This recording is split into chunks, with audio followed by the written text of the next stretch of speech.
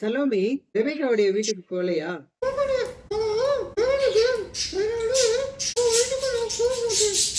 Bad கேர்ளா? அப்படிலாம் நம்ம யாரையும் சொல்லக்கூடாது. அப்படி சொல்லிக்கிட்டு ஒருத்தருக்கு ஒருத்தர் பேசாம சேராம இருக்கக்கூடாது.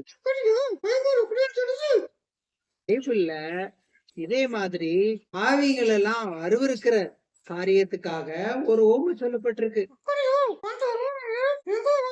அந்த ஓமைய மத்தேயு எழுதின சுவிசேஷம் 18ஆம் அதிகாரம் 12ல இருந்து 14 வரைக்கும் வாசிக்கலாம். அது போக லூக்கா 15ஆம் அதிகாரம் 1ல இருந்து 7 வரைக்கும் வாசிக்கலாம்.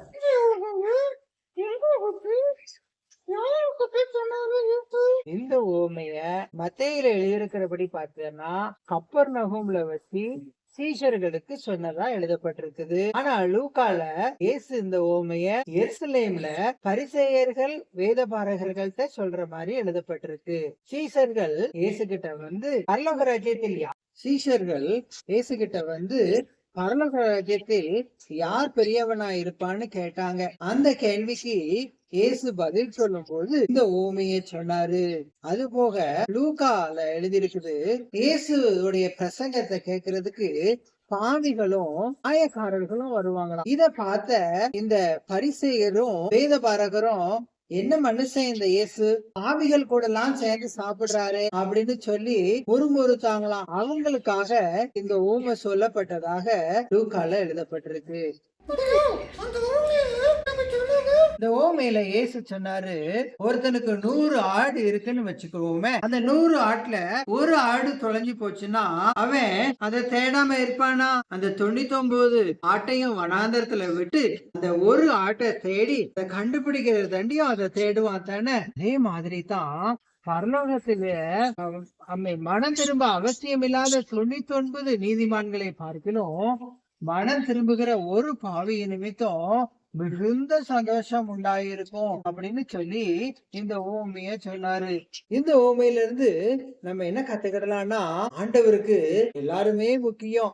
அவன் பெரியவன், அவன் தாழ்ந்தவன்னு கிடையாது. ஆண்டவருக்கு பாவிகள் கூட எப்படி நீதிமான்கள் அவருக்கு ரொம்ப முக்கியமோ, அதே மாதிரி பாவிகளும் மனம் திரும்பணும் அப்படின்னு அவரு எதிர்பார்க்கிறாரு.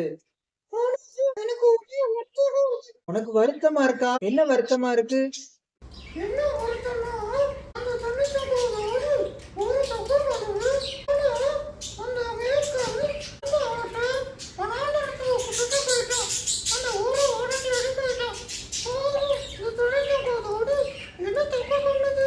ஓ, அத கேக்குறியா? இந்த 99 ஆட்டை வனாந்தரத்துல விட்டு போனாலும் அந்த மேய்ப்பனுக்கு தெரியும் அது பாதுகாப்பாதான் இருக்குன்னு சொல்லி. ஏன்னா அந்த மேய்ப்பன் நம்புனா இந்த 99 ஆடு வனாந்தரத்துல இருந்தாலும் தப்பி போகவே போகாது, வழி தவறி போகவே போகாதுன்னு நம்பினா. இந்த ஒரு ஆடு வழி தவறி போன ஆட்டை தேடி போனா. இப்போ உங்க வீட்டுல பீரோல நிறைய பணம் வச்சிருக்கேன்னு வச்சுக்கிடுவோம். 1,00,000 ரூபாய் வச்சிருக்கிறேன்னு வச்சுக்கிடுவோம். வெளியில உன்னுடைய புது சைக்கிள் நிக்குதுன்னு வச்சுக்கிடுவோம். நீ இந்த 1,00,000 ரூபாய் காணாம போகுதுன்னு பயப்படுவியா, அல்லது வெளியில உள்ள சைக்கிள் காணாம போயிருமோன்னு பயப்படுவியா? ஏன் நீ 1,00,000 ரூபாயை விட அந்த சைக்கிள் என்ன விலை மதிப்பா? ஏன் அதுக்காக நீ பயப்படுற?